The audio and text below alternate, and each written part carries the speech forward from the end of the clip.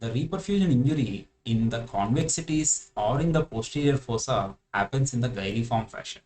But in the basal ganglia, there will be some amount of doubt between reperfusion injury and primary hemorrhage.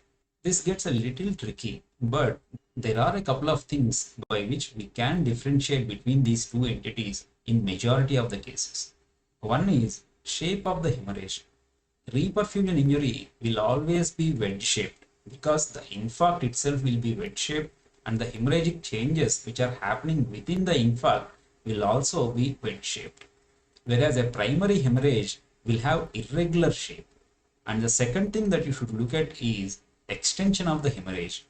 If the hemorrhage is extending even minimally into the temporal lobe inferiorly or just above the ventricular level superiorly, it is more likely to be a primary hemorrhage. The reason is again, if it is an infarct secondary to lenticulostriate perforators, it will not extend into the temporal lobe. And these perforators will be supplying up to the ventricular margins only. They will not extend above the ventricular system. So if it is a reperfusion injury, it will not extend into the temporal lobe or above the ventricular system.